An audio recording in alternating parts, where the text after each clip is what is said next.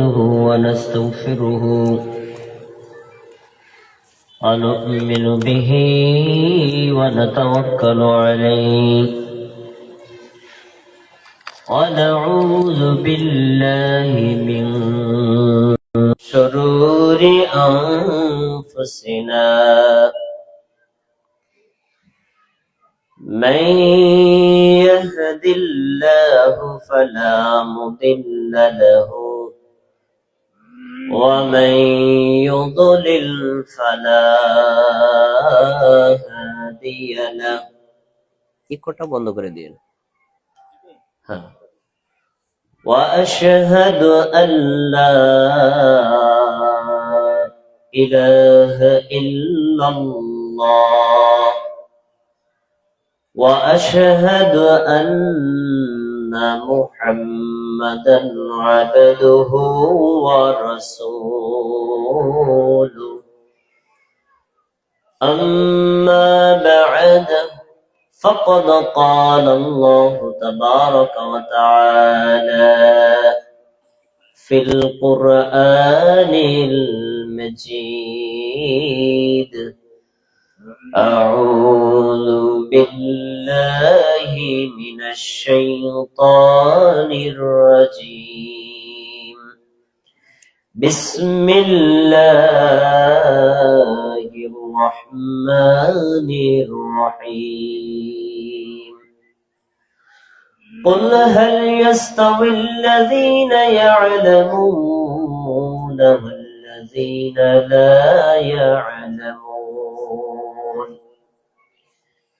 إنما يتذكر أولو الألباب عن أبي هريرة رضي الله عنه أنه قال قال رسول الله صلى الله عليه وسلم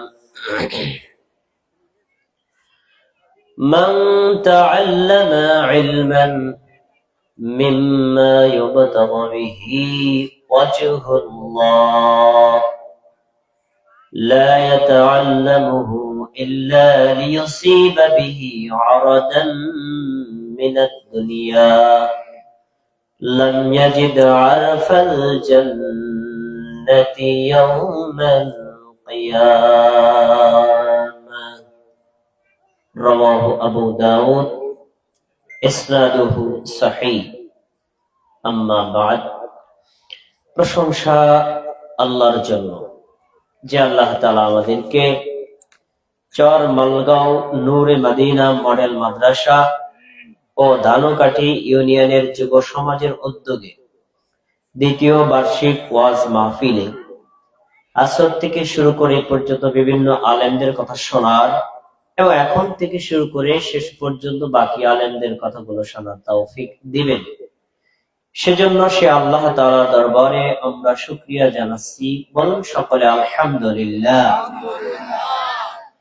আজকের মাহফিলের প্রধান অতিথি প্রধান বক্তা বিশেষ বক্তাবৃন্দ বিশেষ অতিথি এবং উপস্থাপক কোরআন তেলাওয়াতকারী এলাকার গণ্যমান্য ব্যক্তিবর্গ অত্র মাদ্রাসার প্রধান শিক্ষক সহকারী শিক্ষক এলাকার সম্মানিত মুমিন ভাই এবং বোনেরা যে সকল মা বোনেরা বাড়িতে আমাদের আলোচনা শুনছেন আল্লাহ রাব্বুল আলামিন সবাইকে সুস্থ রাখুন এবং সবাইকে আজকের এই মাহফিল থেকে দ্বীনি ইলম দ্বারা উপকৃত হওয়ার তৌফিক দান করুন সেই প্রত্যাশায় আজকে আমি আমার আলোচনা শুরু করছি ওয়ামা তাওফিক ইল্লা বিল্লাহ আলাইহি তাওয়াক্কালতু ওয়া ইলাইহি উনীব।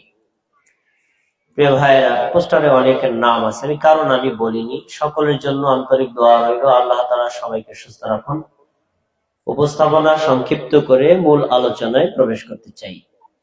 সবাই আমার সাথে একটু কথা বলবেন। সব বক্তা তো এক ধরনের না, কিছু আলেম আছেন মানুষ না থাকলেও কথা বলতে পারেন, আর কিছু আলেম আছেন শুরু থেকে শেষ পর্যন্ত কাউকে জিজ্ঞেস না করেই তিনি একাই আলোচনা করেন।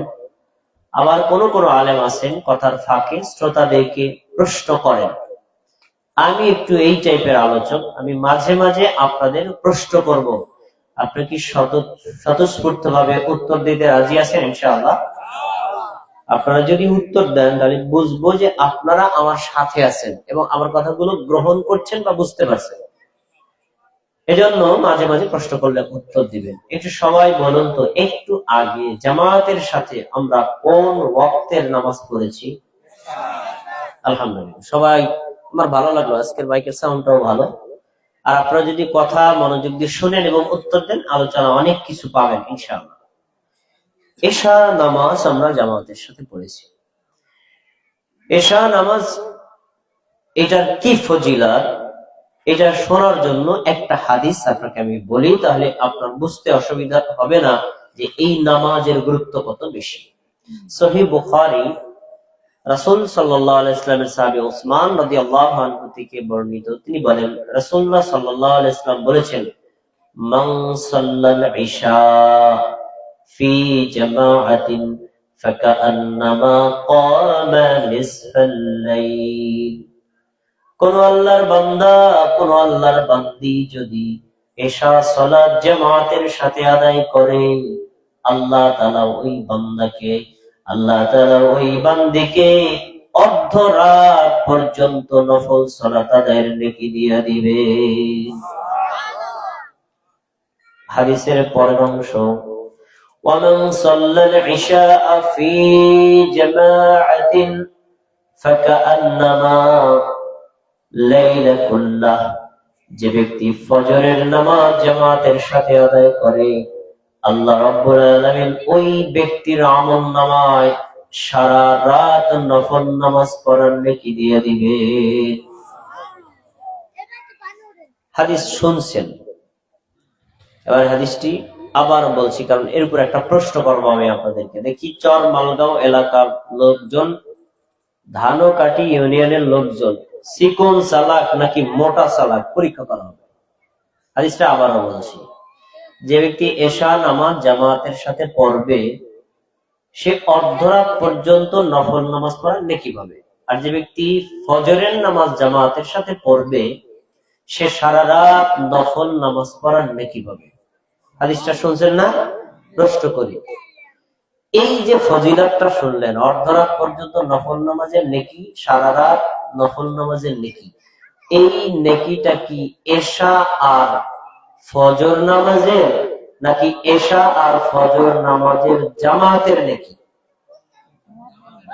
ভাই মাইকটা ভালো ছিল, নড়না যাও, সবাই উত্তর দেয়নি। এটা কি এশা নামাজের নেকি, এটা কি ফজর নামাজের নেকি, নাকি এটা এশা আর ফজরের জামাতের নেকি? আলহামদুলিল্লাহ, আপনারা খুব সচেতন। এটা কিন্তু জামাতের নেকি, এশা নামাজের নেকি না। তো এশা জামাতে পড়লে যদি অর্ধরাত নফল নামাজের নেকি পাওয়া যায়, ফজর জামাতে পড়লে যদি পুরো রাত নফল নামাজের নেকি পাওয়া যায়, তাহলে এশা নামাজের নেকি ফজর নামাজের নেকি কি পরিমাণ হতে পারে চিন্তা করে। নেকি কি তখন বেশি হবে না কম হবে? কত বেশি আপনার কল্পনার বাইরে। আমরা একটু আগে এশা সালাত জামাতের সাথে পড়েছি, আমাদের আমলনামায় আল্লাহ অর্ধরাত পর্যন্ত নফল নামাজের নেকি দিয়েছেন। খুশি না বেজার? সবাই একটু বলেন আলহামদুলিল্লাহ। আপনারা এশা নামাজের পড়ার পরে কোরআনের কথা, হাদিসের কথা, দ্বীন ইসলামের কথা শোনার জন্য বসেছেন। আপনাদের জন্য অনেক বড় সুসংবাদ আছে, কারণ এখানে আলোচনার পরে খিচুড়ি দেওয়া হবে, কোনো পুরস্কার দেওয়া হবে, যাতায়াত ভাড়া দেওয়া হবে, এরকম কোনো অফার নাই।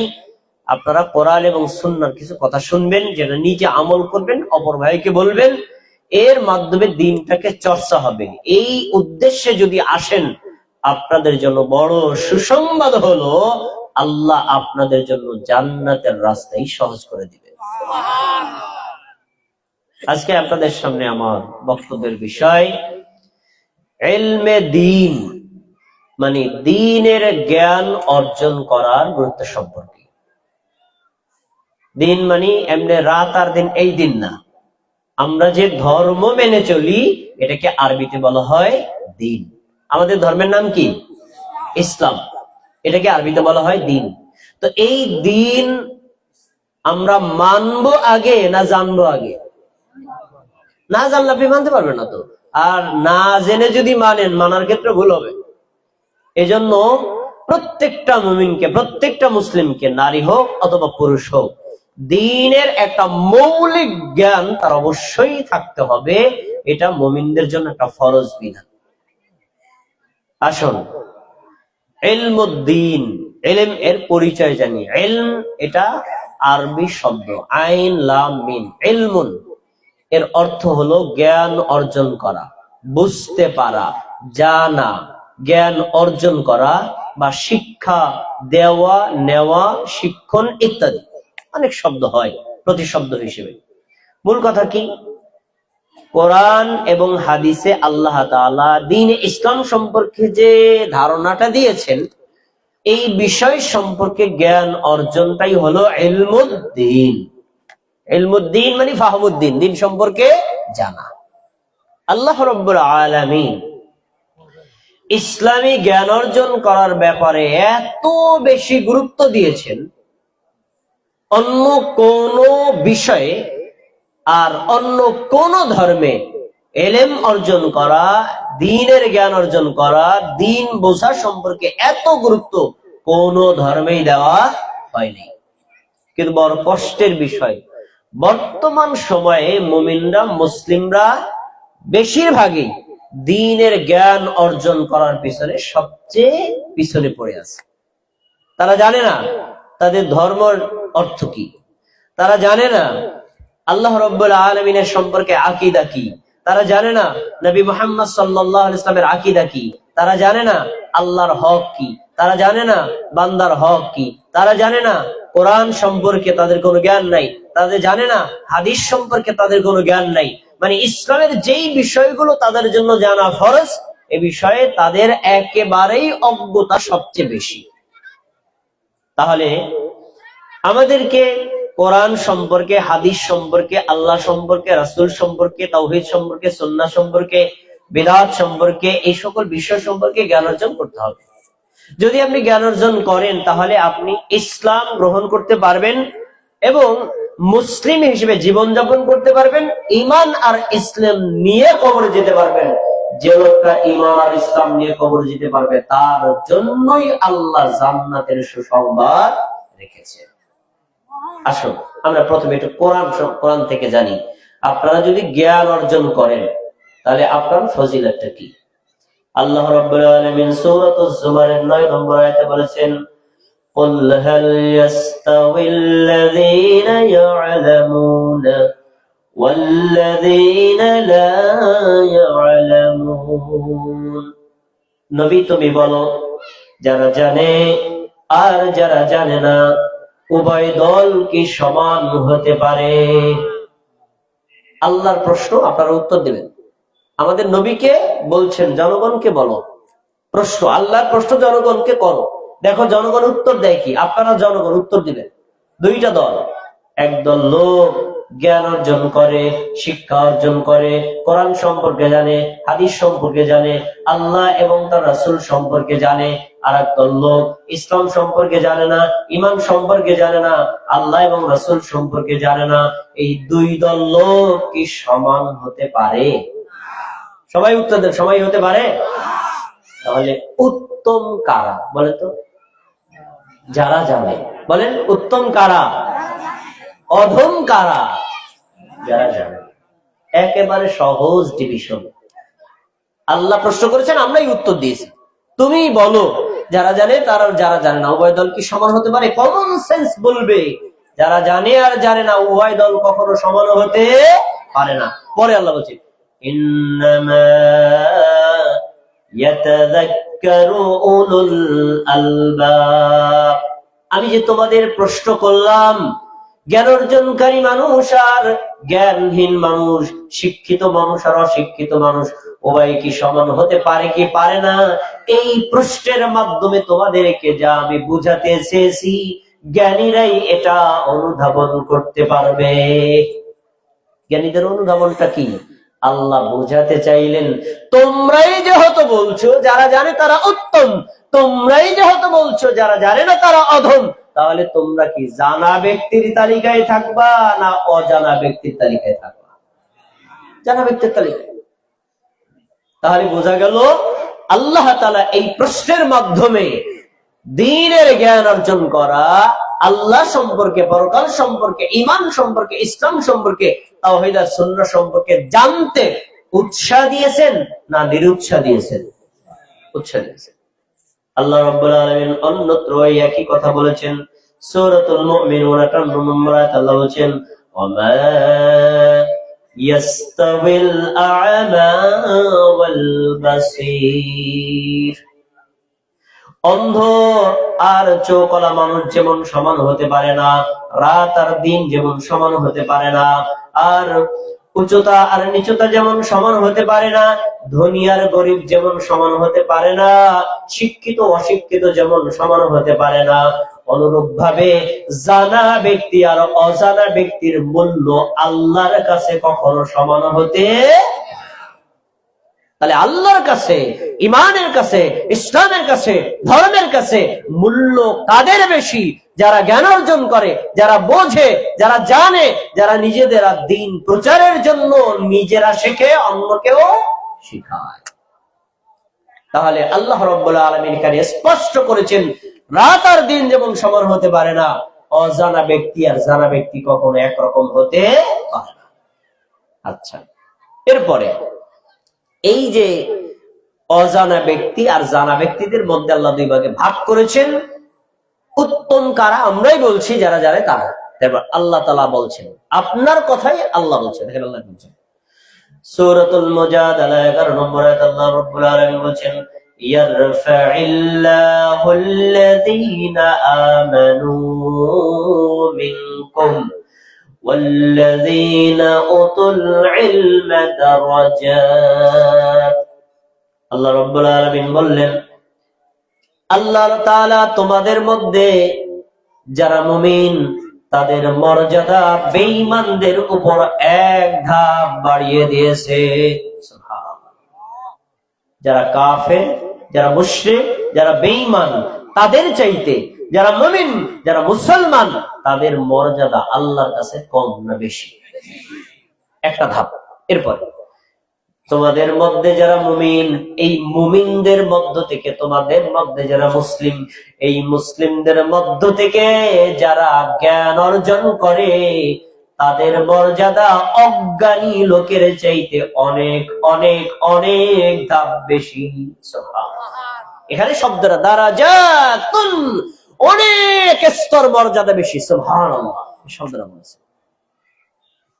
তারপরে বলছেন আল্লাহ রাব্বুল আলামিন বলছেন, শোনো, তোমরা কে কি জানো, কে কি বোঝো, কে কি জ্ঞান অর্জন করো, সব কিছু সম্পর্কে জ্ঞান রাখেন কে? আল্লাহ। একটি বোঝানোর জন্য, বাস্তবে বোঝানোর জন্য আপনাদেরকে সহজ করে দিচ্ছি, খেয়াল করে শোনেন। পৃথিবীর মানুষগুলো দুই ভাগে বিভক্ত। উত্তর দিবেন সময় আমার সাথে। বলেন, কয় ভাগে বিভক্ত? এক শ্রেণীর মানুষ আস্তিক, আর এক শ্রেণীর মানুষ নাস্তিক। এখন আস্তিক কাকে বলে, নাস্তিক কাকে বলে? আস্তিক হলো যারা ধর্মে বিশ্বাস করে, আল্লাহকে বিশ্বাস করে, পরকালকে বিশ্বাস করে, এদেরকে কি বলা হয়? আর যারা আল্লাহকে বিশ্বাস করে না, ধর্মকে বিশ্বাস করে না, পরকালকে বিশ্বাস করে না, তারা মনে করে এই দুনিয়াটাই হলো চরম আর পরম, এদেরকে কি বলে? আপনাদের কাছে জিজ্ঞাসা, নাস্তিক ভালো না আস্তিক ভালো? নাস্তিকের চাইতে আস্তিক কোটি গুণ ভালো। আচ্ছা, এবার আস্তিকদের মধ্যে আবার আল্লাহ দুই ভাগে ভাগ করছে। আস্তিকদের মধ্যে কিছু আছে মুমিন আর মুসলিম, আর কিছু আছে মুমিন না অমুসলিম, বেঈমান, কাফের, মুশরিক, মুনাফিক, হিন্দু, বৌদ্ধ, ইহুদি, নাসারা, অগ্নি উপাসক, এভাবে বিভিন্ন শ্রেণীর মানুষ আছে। আপনাদের কাছে জিজ্ঞাসা, বেঈমান, কাফের, মুশরিক, মুনাফিক, তাদের মর্যাদা আল্লাহর কাছে বেশি না মুমিনদের মর্যাদা বেশি? এই যে একটু আয়াতটা বলছি না, সূরা মুজাদালা 11 নম্বর আয়াত, আল্লাহ বলছেন, তোমাদের মধ্যে যারা মুমিন আর যারা মুমিন না ওই বেঈমানদের চাইতে ঈমানদারদের মর্যাদা আল্লাহর কাছে বেশি। সুবহানাল্লাহ। এখানে বেঈমান আছে কে? বেঈমান আছেন কেউ? আমরা কি সবাই ঈমানদার না? তাহলে বেঈমানদের চাইতে আল্লাহ যদি আমাদের মর্যাদা বাড়ায় দেন, আমাদের জন্য কি সুসংবাদ না দুঃসংবাদ? বলেন আলহামদুলিল্লাহ। আমরা এবারে একটা কাতারে উঠলাম, মানে আমরা মুমিন আর মুসলিম। আচ্ছা, এবার দ্বিতীয় স্টেপ, এই যে মুমিন নারী অথবা পুরুষ, যুবক অথবা যুবতী, যারাই হোক, এই মানুষগুলোকে আবার আল্লাহ দুই ভাগে ভাগ করছে। কিছু মুমিন আছে বংশগত মুমিন, কিছু মুমিন আছে বংশগত মুসলিম। আমার দাদা ছিলেন মুসলিম, সেই সিলসিলায় আমার বাবাও মুসলিম, আমার বাবা মুসলিম, সেই অনুযায়ী আমিও মুসলিম, আমি মুসলিম, সেই ধারাবাহিকতা আমার সন্তানও মুসলিম। এই বংশ পরস্পরায় মুসলিম, কিন্তু ঈমান কি জানি না, ইসলাম কি জানি না, তাওহীদ কি জানি না, সুন্নাত কি জানি না, কোরআন পড়তে জানি না, সূরা ফাতিহা পড়তে জানি না, একটা হাদিসের অনুবাদ জানি না, একটা হাদিসও পড়তে জানি না, ইসলাম সম্পর্কে আমার কোনো জ্ঞান নাই। আর যারা জানে, যারা বুঝে ধর্ম পালন করে, যারা ইসলাম আর অমুসলিমদের মধ্যে কম্পেয়ার করার পরে ইসলাম ধর্ম গ্রহণ করে, এই জানা ব্যক্তিদের মর্যাদা আর অশিক্ষিত লোকদের মর্যাদা কি একরকম না আলাদা? এই জায়গায় আল্লাহ যে শব্দটা ব্যবহার করছেন, আলেম ওলামারা আছেন, বুঝতে পারবেন। দারাজাত, দারাজাতুন এক বছর, দারাজাতুন বহু বছর। অশিক্ষিত মুমিনের চাইতে শিক্ষিত মুমিন, অজ্ঞাত মুমিনের চাইতে জ্ঞানী মুমিনদের মর্যাদা আল্লাহর কাছে হাজার লক্ষ গুণ বেশি। সুবহানাল্লাহ। তাহলে আমরা যে জানলাম, যারা জানে ধর্ম সম্পর্কে বোঝে, তাদের মর্যাদা বেশি। আমাদের কি জানা ব্যক্তিদের তালিকায় আসতে হবে না? আজকে একটা সুযোগ, গোল্ডেন চান্স, সোনালী সুযোগ। চরমালগাঁও এলাকায় এই যে নূরে মদিনা মডেল মাদ্রাসা কর্তৃক আয়োজিত এই যে ওয়াজ মাহফিলের আয়োজন হলো, আলেম ওলামারা আলোচনা করেছেন, এখন করছেন, ভবিষ্যতে কয়েকজন আছেন করবেন। এরা সবাই কোরআন এবং হাদিস থেকে আলোচনা করবেন। আপনি সে যদি 1000 কথা বলে, তার ভিতরে যদি একটা বাক্য শিখে যেতে পারেন, তাহলে আপনার মর্যাদা ওই বাক্যটা যে শেখা নাই তার চাইতে মর্যাদা বেশি না কম? আল্লাহ রাব্বুল আলামিন আমাদের ইলম নিয়ে দ্বীন সম্পর্কে বুঝে শুনে আল্লাহর কাছে মর্যাদাবান হওয়ার তৌফিক দান করুন। এখনো যারা এদিকে আছেন, আসুন আমরা একটু বসি কোরআন এবং সুন্নাহ সম্পর্কে কয়েকটা কথা শেখার চেষ্টা করি ইনশাআল্লাহ। আচ্ছা, এবার আপনাদের কাছে আমার জিজ্ঞাসা, খুব বুঝে শুনে উত্তর দিবেন, সেনসিটিভ প্রশ্ন, বুঝে শুনে উত্তর দিবেন। আচ্ছা, কোরআনের জ্ঞান অর্জন করা আগে দরকার নাকি ঈমানের জ্ঞান অর্জন করা আগে দরকার? সবাই কি বুঝে শুনে বলছেন? কোরআনের জ্ঞান অর্জন করা আগে দরকার নাকি ঈমানের জ্ঞান অর্জন করা আগে দরকার? ঈমানের। তাহলে বোঝা যায় যে এখানে সবাই ইসলাম সম্পর্কে ধারণা রাখে। আব্দুল মালিক ভাই, আমার ওয়াজ না করলেও চলবে।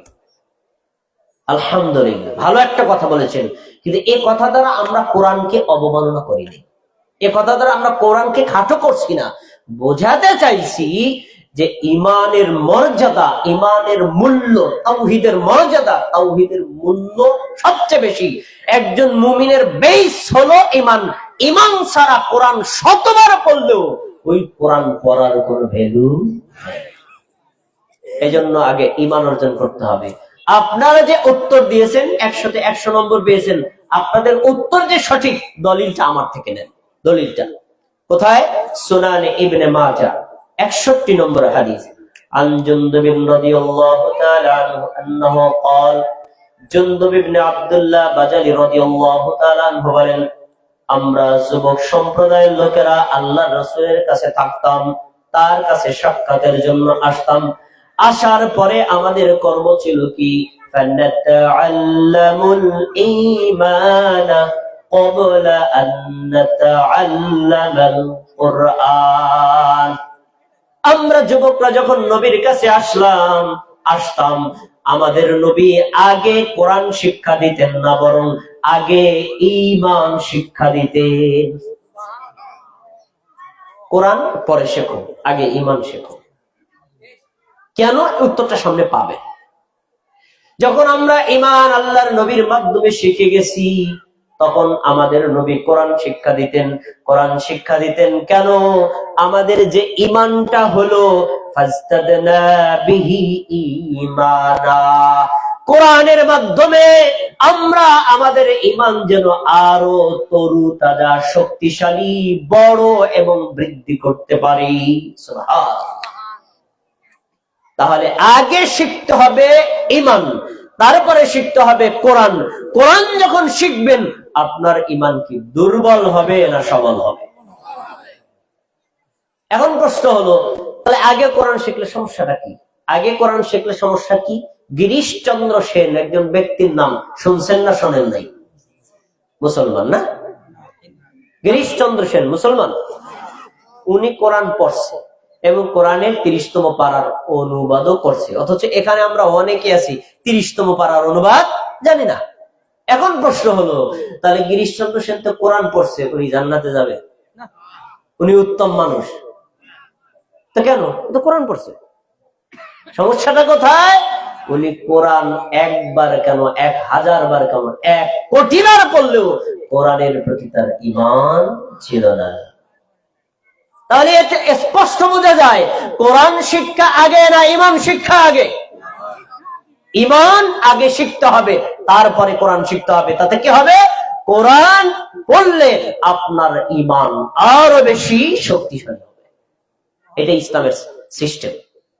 এখন প্রশ্ন হলো, আমরা কি তাহলে ঈমান শিখি নাই? আমরা কি তাহলে ঈমান জানি না? এই প্রশ্ন আপনারা করতে পারেন। ভাই, আমরা কি তাহলে বেঈমান? একটু তো বললেন আমরা মুমিন, তাহলে তো আমরা ঈমান আনছি, আবার ঈমানের শেখার কি আছে? আল্লাহ নিজে বলছেন, ইয়া আইয়ুহাল্লাযীনা আমানু আমিনু বিল্লাহ। বাক্যটা 2 বার বললো, খেয়াল করছেন? হে মুমিনগণ, তোমরা আল্লাহর উপর ঈমান আনো। আবার বলবো, হে মুমিনগণ, তোমরা আল্লাহর উপর ঈমান আনো। আল্লাহ কি করতে বলছেন? কাদেরকে? তো মুমিন তো সে যে ঈমান আনছে, আবার মুমিনের ঈমান আনার দরকার কি? ভাই, কথা বুঝেন নি? আমি মুমিন তো সে যে ঈমান এনেছে, আবার আল্লাহ বলছেন মুমিন যে তারা আবার ঈমান আনো। এই উত্তর কি? উত্তর, তোমাদের ঈমান আনায় যদি কোনো ঘাটতি থাকে ওই ঘাটতিটা পূরণ করো, ঈমান আনার মধ্যে যদি কোনো ত্রুটি থাকে ত্রুটিটাকে সংশোধন করো। আর যদি ঈমান আনা পরিপূর্ণ হয়ে যায়, তোমাকে যদি পুড়িয়ে ফেলা হয়, হত্যাও করে ফেলা হয়, তুমি ঈমানের উপর মৃত্যু পর্যন্ত অটল অবিচল থাকো, তাহলে তুমি পরকালে সফল হবা, নতুবা তুমি সফল হতে পারবা না। তাহলে আমাদের ঈমান আনতে হবে না আগে, তারপরে কোরআন হাদিসের জ্ঞান অর্জন করতে হবে। এখন আমি একটু দেখি 2-1টা জিনিসের বিষয়। ঈমান যে আমাদের আনা লাগবে, আমাদের ঈমানের ক্ষেত্রে ত্রুটি আছে, তার কয়েকটা পরীক্ষা চলছে। এক, বলুন তো আল্লাহ কোথায় আছে? বলেন, আল্লাহ কোথায় আছে? আমার চাচা কি বলছেন? চাচা চাচা বলেন, ভয় নাই, আপনার কোনো শাস্তি হবে না। যে প্রত্যেক মুমিনের সাথে আল্লাহ আছে। আর এর কাউন্টারে কোন উত্তর আছে নাকি আপনাদের? কারো নাই?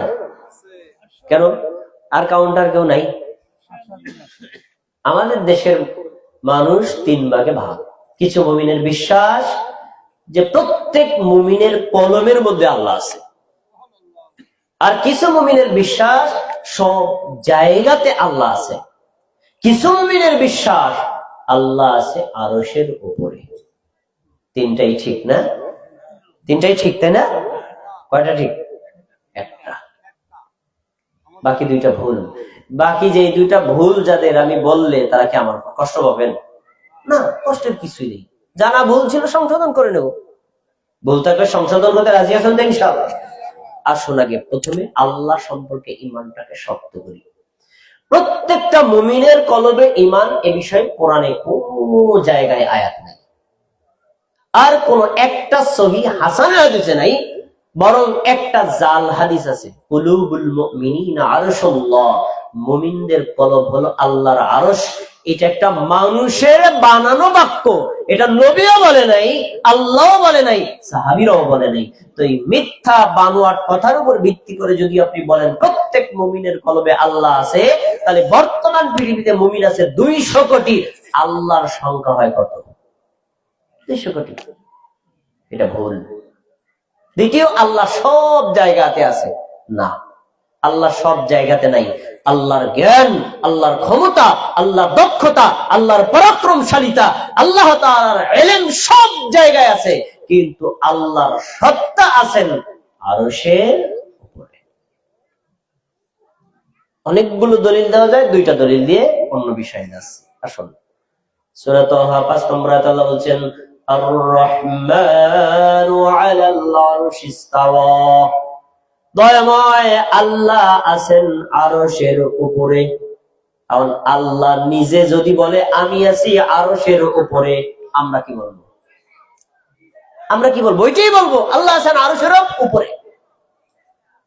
২ নম্বর দলিল, আলেমদের মুখে শুনেছেন আমাদের নবী সাল্লাল্লাহু আলাইহি ওয়াসাল্লাম মিরাজে গমন করেছিলেন বাইতুল্লাহ থেকে বাইতুল মুকাদ্দাস, তারপরে প্রথম আসমান, তারপরে দ্বিতীয় আসমান, তারপরে তৃতীয় আসমান, তারপরে চতুর্থ আসমান, তারপরে পঞ্চম আসমান, তারপরে ষষ্ঠ আসমান, তারপরে সপ্তম আসমান, তারপরে সিদরাতুল মুনতাহা। এরপরে আল্লাহ যত দূর ইচ্ছা তত দূর তাকে নিয়ে গেছেন। আপনারা বুঝে থাকলে ঘটনা শুনছেন না? আলেমদের থেকে শুনছেন না? সবাই উত্তর দেন, শুনছেন না? বুঝে শুনে উত্তর দেন। সাততম আসমানে আমাদের নবীকে আল্লাহ কার কাছে নিছে? কথা বলে না। আল্লাহ যদি সব জায়গায় থাকে তাহলে নিলেন কেন? আল্লাহ যদি সব জায়গায় থাকে তাহলে নিলেন কেন? উত্তর, আল্লাহ সব জায়গায় নাই, আল্লাহ সত্তা আছে আরশের উপরে, কিন্তু আল্লাহর জ্ঞান, আল্লাহর ক্ষমতা, আল্লাহর পাওয়ার সব জায়গাতে আছে, আল্লাহর দর্শন সব জায়গাতে আছে। আমি আপনাকে যা দেখতে না পাই, আল্লাহ তার চাইতে কয়েকশো কোটি গুণ বেশি দেখে। আমি আমার নিজের সম্পর্কে যা না জানি, আমার চাইতেও আল্লাহ আমার সম্পর্কে কম না বেশি জানে, কিন্তু আল্লাহ আছে আরশের উপরে। আমি একটা উদাহরণ দিয়ে বুঝাইলাম যে ঈমান আনার ক্ষেত্রেও ভুল আছে। আজকে থেকে এই উত্তরটা সংশোধন করে নেন। নবী সাল্লাল্লাহু আলাইহি ওয়াসাল্লাম একজন দাসীকে জিজ্ঞেস করেছেন, বলো তো আইন আল্লাহ? দাসী বলছে ফিস সামা, আসমানের উপরে আছে। নবী সাল্লাল্লাহু আলাইহি ওয়াসাল্লাম ওই দাসীর মনিবকে বলছে, এই মহিলাকে আযাদ করে দাও, সে একজন মুমিন মহিলা। বলেন সুবহানাল্লাহ। দাসীর উত্তর যদি ভুল হতো তাহলে নবী সাল্লাল্লাহু আলাইহি ওয়াসাল্লাম বলতেন, মহিলা তোমার উত্তর ভুল, আল্লাহ সব জায়গায় আছে, আরশের উপরে নাই, আসমানের উপরে নাই, তুমি ভুল বলছো। কিন্তু নবী বললেন না, ওই মহিলা ঈমানদার, তার মানে তার উত্তরটাও সঠিক। তাই বোঝা যায় যে আল্লাহ সম্পর্কেও ঈমানে আমাদের দুর্বলতা আছে, সবল করতে হবে নাকি হবে না? সবল করা লাগবে। এভাবে তাওহীদ সম্পর্কে জ্ঞান অর্জন করতে হবে, ঈমান সম্পর্কে জ্ঞান অর্জন করতে হবে, ইসলাম সম্পর্কে জ্ঞান অর্জন করতে হবে, এবং সুন্নাত বিদআত সম্পর্কে জ্ঞান অর্জন করতে হবে, কুফর সম্পর্কে জ্ঞান অর্জন করতে হবে, নিফাক সম্পর্কে জ্ঞান অর্জন করতে হবে। এই বিষয় সম্পর্কে যখন আপনি জানবেন, তখন এই পৃথিবীর বুকে আপনি একজন পাক্কা মুমিন হিসেবে জীবনযাপন করতে পারবেন। ঈমান আর ইসলাম নিয়ে কবরে গেলে জান্নাতের ব্যবস্থা করবেন কে? এবার আরেকটা প্রশ্ন, আমি কথাগুলো এইভাবেই বলি। আব্দুল মালিক ভাই তো আমাকে, আপনাদের এলাকায় আমি কয়েক বছর যাবত আসতেছি, প্রত্যেক বছরে আসি। আমার বক্তব্যের স্টাইল এরকম, সুর নাই, ঘটনা নাই, কিচ্ছা নাই, কিন্তু আমি প্রশ্ন করে উত্তর দিই। দেখেন, আপনারা বুঝে শুনে খুব চমৎকার ভাবে ভেবে চিন্তে উত্তর দিবেন।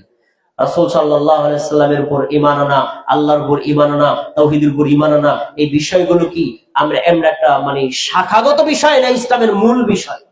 মূল বিষয়। এই বিষয় সম্পর্কে আপনার জ্ঞান অর্জন করতে হবে, না হলে আপনি ঈমান কখনো পাকা করতে পারবেন না।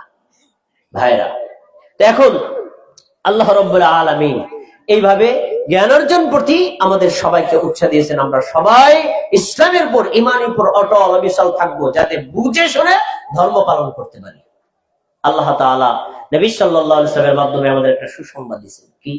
মান সালাকা তরিকান ইয়াতলুবু বিহি ইলমান সাহহালাল্লাহু লাহু তরিকান ইলাল জান্নাহ। কোন মুমিন মুসলিম যদি ইলম তালাশ করার জন্য, ইলম অর্জন করার জন্য কোন রাস্তায় চলে, এই রাস্তায় রওনা করলে আল্লাহ তাআলা ওই বান্দার জন্য, ওই বান্দির জন্য জান্নাতের রাস্তাকে সহজ করে দেয়। আপনারা যে এতক্ষণ পর্যন্ত বসে আছেন, এই শীতের মধ্যে ইচ্ছা করলে ল্যাবের মধ্যে ঘুমায় থাকতে পারতেন। এখানে আসছেন কষ্ট করে, যাবেন কষ্ট করে, বসে আছেন কষ্ট করে। কেন? উদ্দেশ্য একটাই, আল্লাহ জাহান্নাম থেকে যত মুক্তি করে, আল্লাহ যেন আমাদেরকে জান্নাত দান করে। তো আল্লাহ বলছেন জান্নাত চাও, এলেমের জন্য বেরিয়ে পড়ো। এলেমের রাস্তার সামনেই আল্লাহ জান্নাত রেখেছেন। সুবহানাল্লাহ। তাহলে কোরআন হাদিসের জ্ঞান যখন আপনি অর্জন করবেন, আল্লাহ আপনার জন্য জান্নাতকে সহজ করে দিবেন। আমরা কি ইলম অর্জন করতে রাজি আছি না ইনশাআল্লাহ?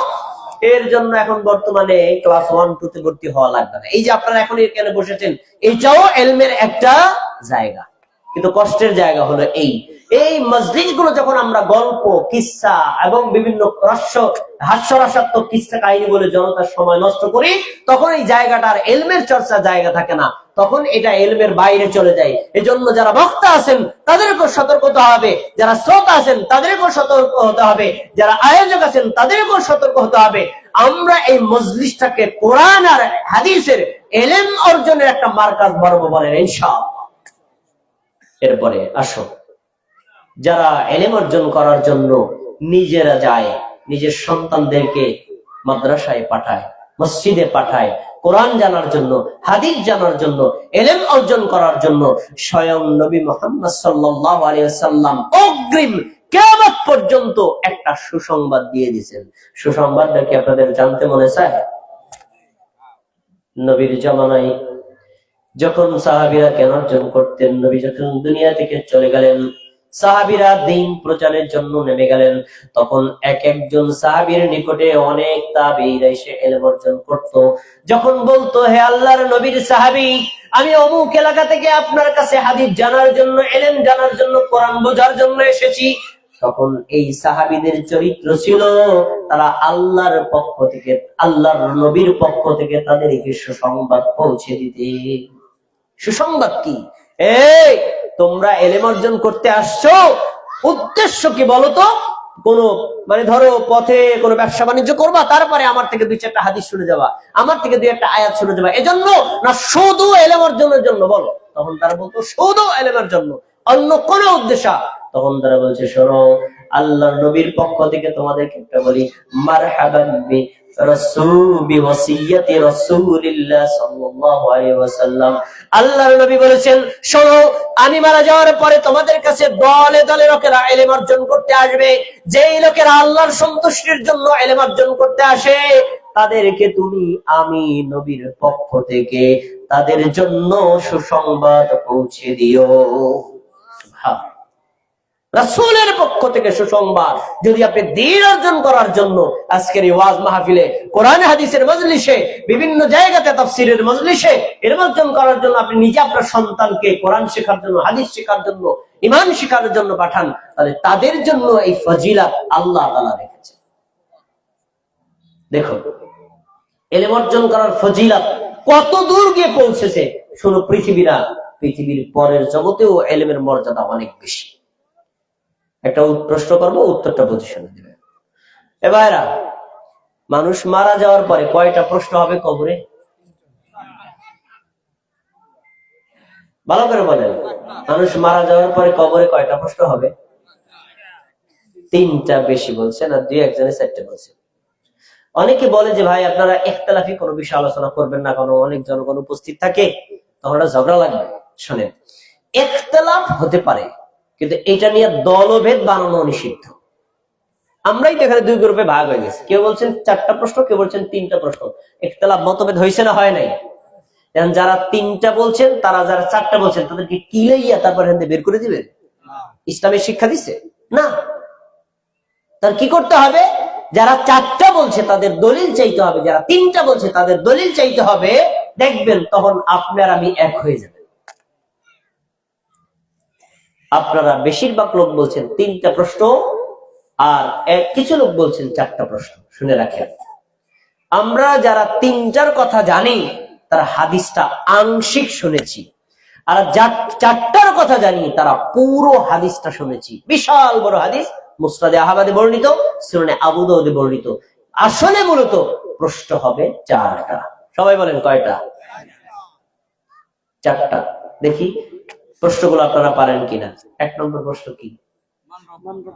মান রব্বুকা, তোমার রব কে। 2 নম্বর প্রশ্ন কি?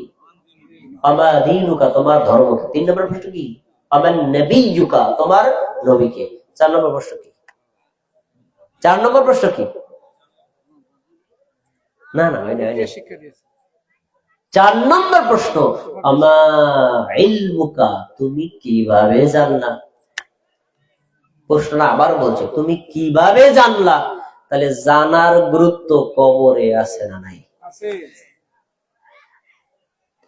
জানার গুরুত্ব কবরে আছে। আমি একটু সংক্ষেপ করে বলছি, বড় হাদিস এটা মূল আলোচনার বিষয় না, কথা প্রসঙ্গ এসে তাই বলছি। খেয়াল করে শুনুন, খেয়াল করে শুনুন, বারবার খেয়াল করে শুনুন, পরস্পর কথা বলবেন না, খুব মনোযোগ দিয়ে শুনুন। শুনুন, আপনি যদি মুমিন হন আপনাকে প্রশ্ন করা হবে 4টি, আপনি যদি কাফের আর বেঈমান হন আপনাকে প্রশ্ন করা হবে 3টি। 1 নম্বর, পৃথিবীর প্রশ্ন এমন কোন মানুষ নাই, সবাইকে জিজ্ঞেস করা হবে মান রব্বুকা, তোমার রব কে।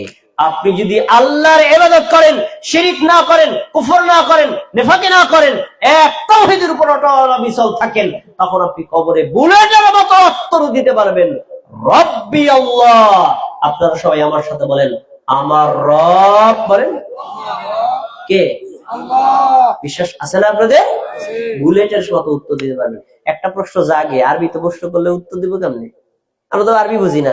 উত্তর কিয়ামতের দিন আল্লাহ যে ভাষায় প্রশ্ন করবেন, আরবি হোক অথবা অন্য ভাষায় হোক, সব মানুষ বুঝতেও পারবে, উত্তর দিতে পারবে, কোন অনুবাদক লাগবে না। প্রথম প্রশ্নের উত্তর পেলেন। 2 নম্বর, আমা দীনুকা, তোমার ধর্ম কি।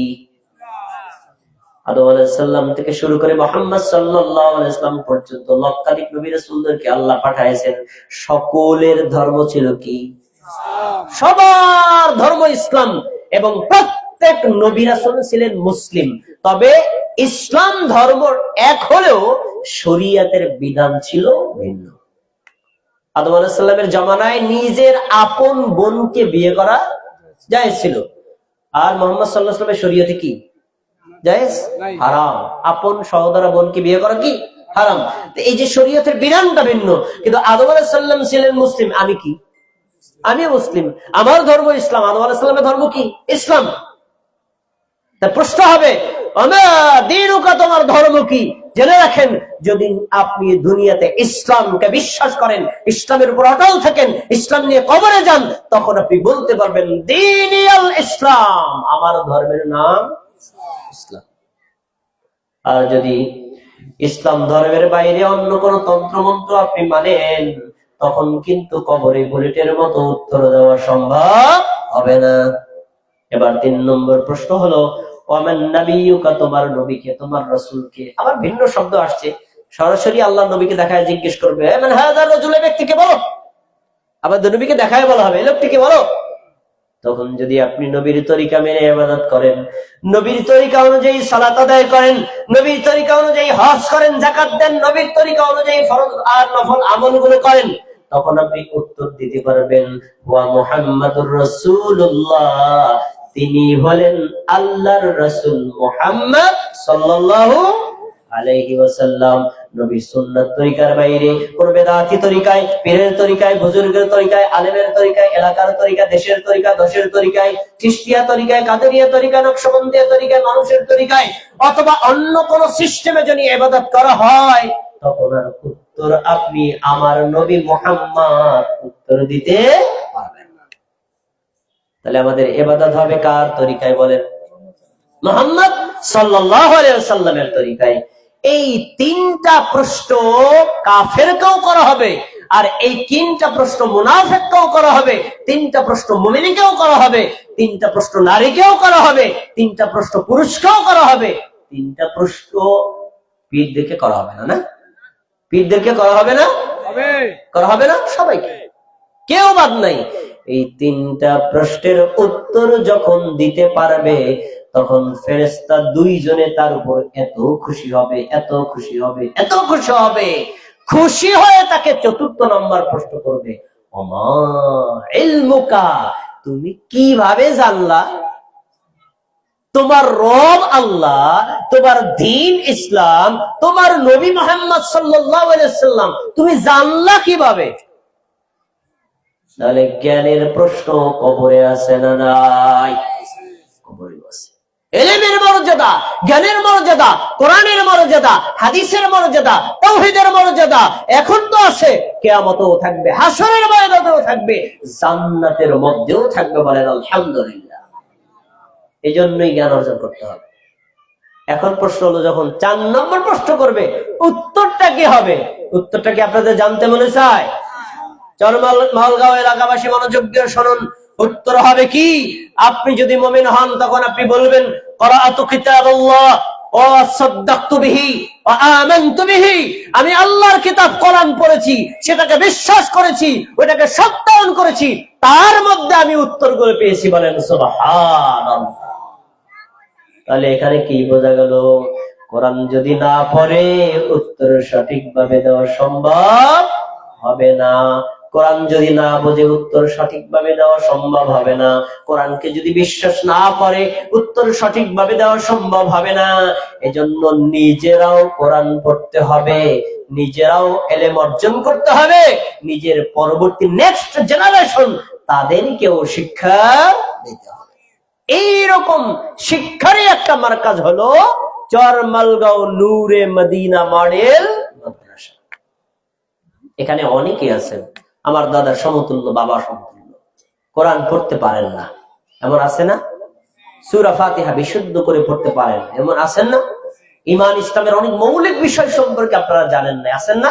কিন্তু এখন আফসোস করেন, কিরে আমার নাতি এই নূরে মদিনা মাদ্রাসায় পড়ে হাদিস বলে ইন্নামাল আমালু বিন্নিয়াত, 1 নম্বর হাদিস শরীফ, নিয়তের উপরে সকল আমল নির্ভরশীল।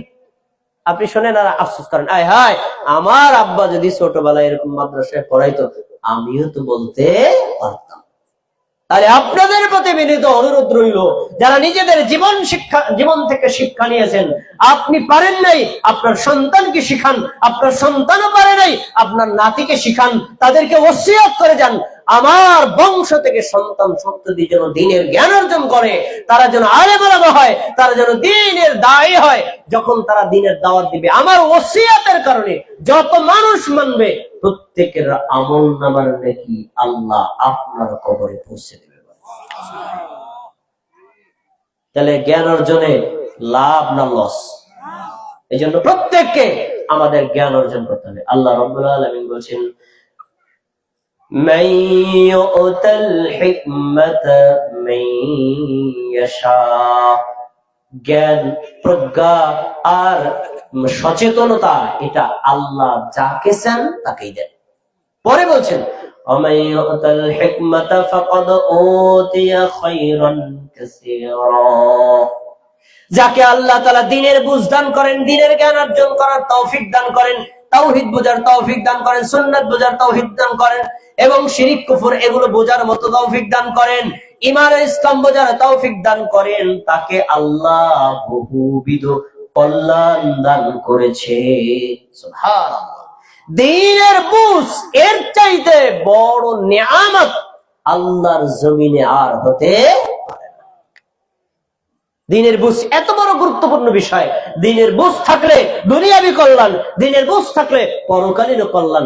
আমার জানাতে এমন এমন মানুষ আছে নিজে কোটি টাকা দান করেছে পীর সাহেবের মাজার তৈরি করার জন্য, অথচ সেই মাজারে গিয়ে মানুষ রুকু করে, মাজারে গিয়ে মানুষ সেজদা করে, সে মাজারে গিয়ে মানুষ তাদের সন্তান চায়। যেই কয়জন লোক রুকু করলো, যেই কয়জন লোক সেজদা করলো, যেই কয়জন লোক সন্তান চাইলো, তাদের ঈমান আছে না গেছে? কোটি টাকা দান করলো নিজের কষ্টার্জিত সম্পদ, ঈমানের পথে ব্যয় হয় নাই, ব্যয় হয়েছে শিরকের পথে। কেন? দ্বীনের জ্ঞান নাই। এই জন্য প্রত্যেককে দ্বীনের জ্ঞান অর্জন করতে হবে। রাসূল সাল্লাল্লাহু আলাইহি ওয়াসাল্লাম বলেছেন, মান ইউরিদুল্লাহু বিহি খায়রান ইয়াফাক্কিহু ফিদ-দ্বীন। শোনো, আল্লাহ যার কল্যাণ চান আল্লাহ কেবল তাকেই দ্বীনের বুঝ দান করেন। হাদিস এক বাক্যে বললে আপনারা বুঝবেন না, একটু সময় নিয়ে বিশ্লেষণ করলে আপনাদের হৃদয়ে ধরবে। আলেমরা প্রথম শব্দেই বোঝে, মান ইউরিদুল্লাহু বিহি খায়রান ইয়াফাক্কিহু ফিদ-দ্বীন। আল্লাহ যার কল্যাণ চান তাকে আল্লাহ দ্বীনের বুঝ দান করেন। আপনারা হাদিসটা বুঝে থাকলে বলেন, দিনের বুঝ আল্লাহ আগে দেন নাকি ব্যক্তির কল্যাণ আল্লাহ আগে চান? হাদিস বোঝে নাই অনেকে, উত্তর দিবেন কিভাবে? হাদিস দুইবার বলছে এই জন্য, আল্লাহ যার কল্যাণ চান তাকে আল্লাহ দিনের বুঝ দান করেন। তাহলে দিনের বুঝটা আগে না কল্যাণ চাওয়া আগে? কল্যাণ চাওয়া আগে। তো আপনি যদি দিনের বুঝটা পেয়ে যান, তাওহীদ বোঝেন, শিরক বোঝেন, সুন্নাত বোঝেন, বিদআত বোঝেন, তাহলে বুঝতে হবে এগুলো বোঝার আগে আল্লাহ আপনার কল্যাণ চেয়েছেন। সুবহানাল্লাহ। আল্লাহ যার কল্যাণ চায় তাকে আল্লাহ জাহান্নামে দিবে, তাই না? কোথায় দিবে? জান্নাত। তাকে আল্লাহ জান্নাতে দিবে। এর প্রত্যেক মুমিনকে দ্বীনের বিষয়ে জ্ঞান অর্জন করতে হবে।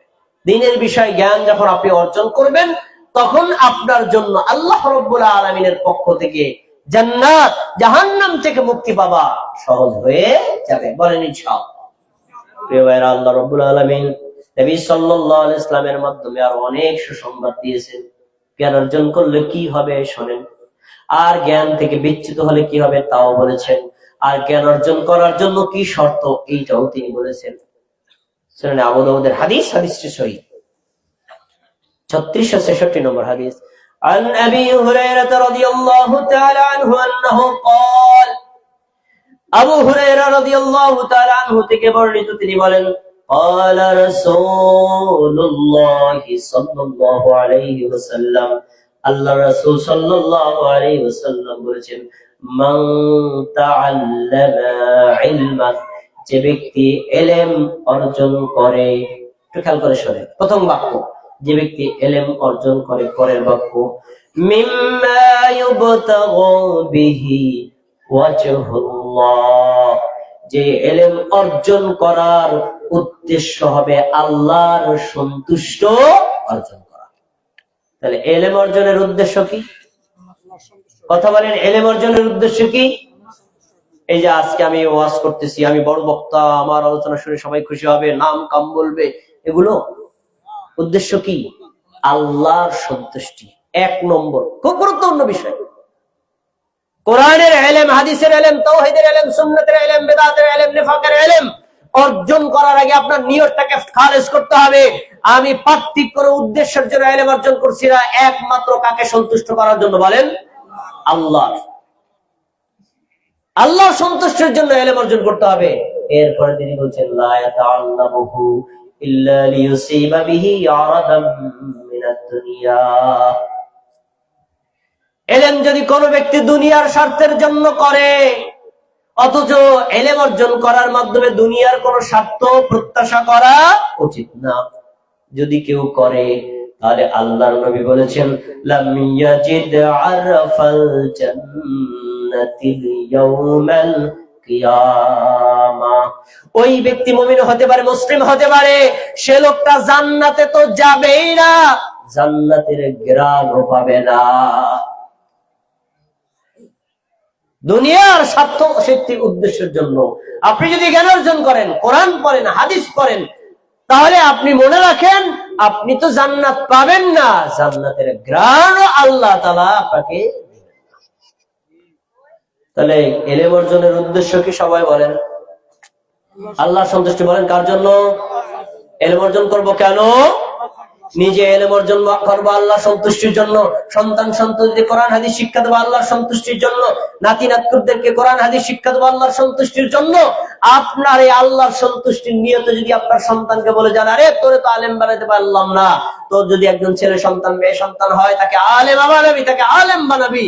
আপনি যদি কবরে চলেও যান, এই সন্তান যদি আলেম হয়, সে যদি মানুষের সামনে এরকম দ্বীনের দাওয়াত দেয়, যত মানুষ দ্বীনের কথা বলবে, প্রত্যেকের আমল নামার নেকি আল্লাহ আপনার কবরে পৌঁছে দেবে। দলিল কি আপনারা জানা আছে? ইযা মাতাল ইনসানু আনহু আমালুহু, ইযা মাতাল ইনসান, মানুষ যখন মরে যায়, ইনকাতা আনহু আমালুহু, সঙ্গে সঙ্গে তার সব আমলগুলো বন্ধ হয়ে যায়। মানুষ মারা গেলে তার আমল কি চলে না বন্ধ?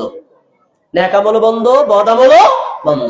তবে দুইজন ব্যক্তি, তিনজন ব্যক্তি আছে, তাদের আমল বন্ধ হয় না। এক নম্বরে ইল্লা মিন সালাসা, ইল্লা মিন সাদাকাতিন জারিয়া, যে ব্যক্তি প্রবাহিত দান করে, সাদাকায়ে জারিয়া করে। আজকের এই মজলিস কোরআন হাদিসের মজলিস, আপনাদের নূরে মদিনা মাদ্রাসা কোরআন হাদিসের প্রতিষ্ঠান, এই প্রতিষ্ঠানে যদি আপনি টাকা দিয়ে সহযোগিতা করেন, সন্তানকে আপনি হেল্প করেন, আপনি বুদ্ধি দিয়ে সহযোগিতা করেন, এই প্রতিষ্ঠান চলবে যতদিন, আপনি ততদিন পর্যন্ত নেকি পেতেই থাকবে। সাদাকায়ে জারিয়া। 2 নম্বর, আও ইলমুন ইউনতাফাউ বিহি, নিজে কোরআন হাদিসের জ্ঞান অর্জন করবে, মানুষদেরকে কোরআন হাদিসের জ্ঞান শিক্ষা দিবে, নিজেরা যখন শিখবে আর একজনকে শিক্ষা দিবে। এই ইলমের মাধ্যমে যতজন মানুষ উপকার পাবে, আল্লাহ তাআলা আপনাকে কবরে অলরেডি সবার নেকি পৌঁছায়া দিবে। 3 নম্বর, আল্লাহ তাআলা আপনার জন্য সুসংবাদ রেখেছেন, আও ওয়ালাদিন সালিহিন ইয়াদউ লাহ। আপনি যদি একজন নেককার সন্তান রেখে যেতে পারেন, ছেলে হতে পারে, মেয়ে হতে পারে, কোরআনের জ্ঞান জানে, হাদিসের জ্ঞান জানে, ঈমানের জ্ঞান জানে, শিরকের জ্ঞান জানে, তাওহীদের জ্ঞান জানে, এই সম্পর্কে জানা একজন সন্তান যদি আপনি রেখে যান, আপনি যদি মরে যান, এই সন্তান যদি আল্লাহর কাছে আল্লাহর শেখানো দোয়া বলে, বলেন তো পিতা মাতার জন্য কি দোয়া করতে হয়? বলেন, জানা আছে আপনাদের? বলেন তো, বলেন সবাই। রব্বিরহামহুমা কামা রাব্বায়ানি সগীরা। এই বাক্য বলে যখন আপনার জন্য দোয়া করবে, হে আমার রব, আমার বাবা মা আমার ছোটবেলায় যেভাবে প্রতিপালন করেছে, দয়া করেছে, অনুগ্রহ করেছে, আমার বাবা মা এখন দুনিয়াতে বেঁচে থাকুক অথবা মারাই যাক, যেখানে থাক, তুমি তাদেরকে নিজের রহমত দ্বারা প্রতিপালন করো। এই দোয়া করার মতো সন্তান যদি রেখে যায়, এই ব্যক্তি কবরে চলে গেলেও নেকি পৌঁছানোর ব্যবস্থা করবেন কে? 3টি বিষয় পাওয়া গেল। সাদাকায়ে জারিয়া, নিজে ইলম অর্জন করা, আর 2 নম্বর হলো নিজে পারি নাই, নিজের ওয়ারিস, নেক্সট জেনারেশন, সন্তান সন্ততিদেরকে কোরআন শেখানো, হাদিস শেখানো, ঈমান শেখানো, ইসলাম শেখানো, তাওহীদ শেখানো। যখন আমি তাদেরকে এই শিক্ষাটা দিতে পারবো, আল্লাহ রাব্বুল আলামিন আপনার আমলনামায় অটোমেটিক নেকি পৌঁছায় দিবেন। বলেন আলহামদুলিল্লাহ। তাহলে আপনারা কি এই প্রতিষ্ঠানগুলোর সাথে নিজেদের সন্তান সন্ততি তাদেরকে সম্পৃক্ত করার ইচ্ছা পোষণ করেন তো? ইনশাআল্লাহ। আল্লাহ আমাদের তৌফিক দান করুন, আমিন। আমার সময় শেষ, তারপর 2-3টা কথা বলে আমার কথাটা শেষ করব। খুব খেয়াল করে শুনুন। ইসলামের 2টা দিক আছে, একটা হলো বেসিক আর একটা হলো শাখাগত বিষয়। বেসিক বিষয় জ্ঞান অর্জন করা আলেম হলেও ফরজ, আম ব্যক্তি হলেও ফরজ। আর শাখাগত বিষয়ে আলেমদের জ্ঞান অর্জন করা জরুরি, কিন্তু সাধারণ মানুষের জন্য জরুরি না। এখন বেসিকটা কি? ঈমান সম্পর্কে আপনার জ্ঞান থাকবে, ইসলাম সম্পর্কে আপনার জ্ঞান থাকবে, তাওহীদ সম্পর্কে আপনার জ্ঞান থাকবে, সুন্নাত সম্পর্কে আপনার জ্ঞান থাকবে।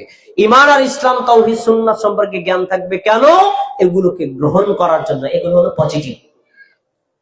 এর বিপরীত কুফর সম্পর্কে জ্ঞান অর্জন করতে হবে, নেফাক সম্পর্কে জ্ঞান অর্জন করতে হবে, বিদআত সম্পর্কে জ্ঞান অর্জন করতে হবে, কুসংস্কার সম্পর্কে জ্ঞান অর্জন করতে হবে। এগুলো সম্পর্কে জ্ঞান অর্জন করবেন কেন? এগুলো নেগেটিভ, তা বর্জন করার জন্য। এগুলো হলো বেসিক, আপনার জানাই লাগবে।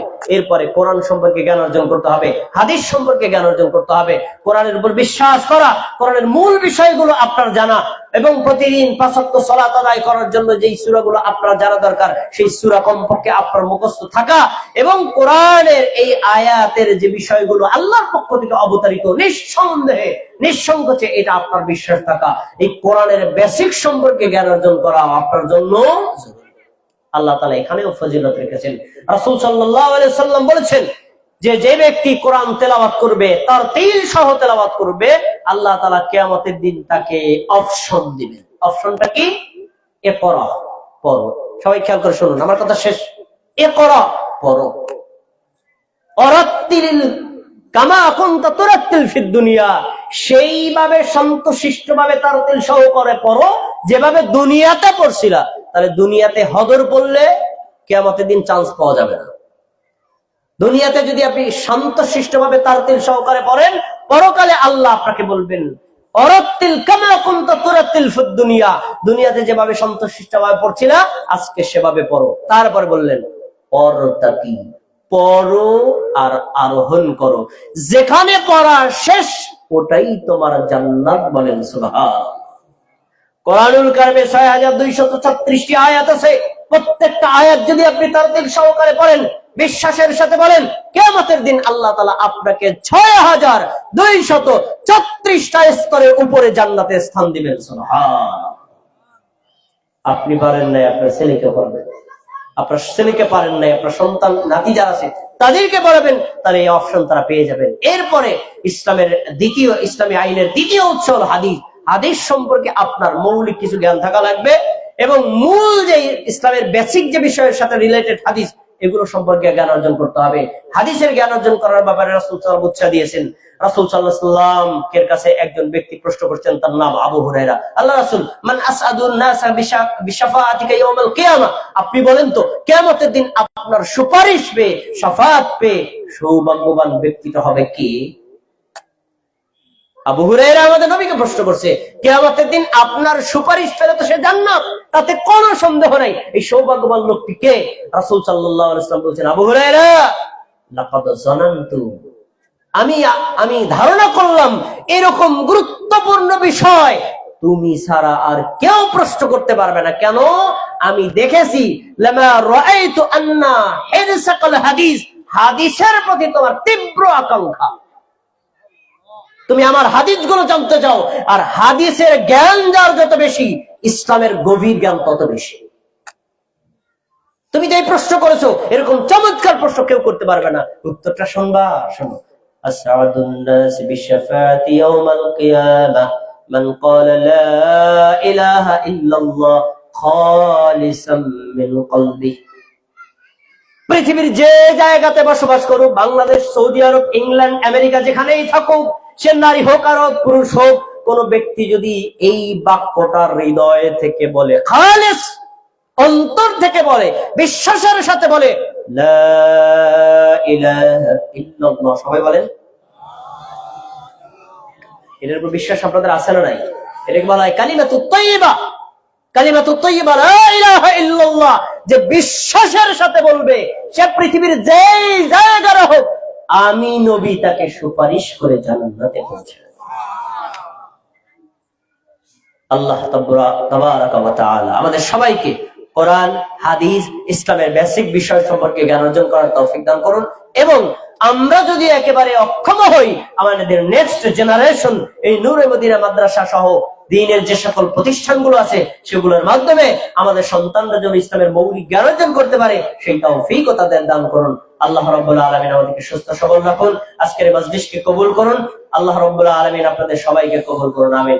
আসসালামু আলাইকুম ওয়া রাহমাতুল্লাহি ওয়া বারাকাতুহু। আলহামদুলিল্লাহ, আমরা এতক্ষণ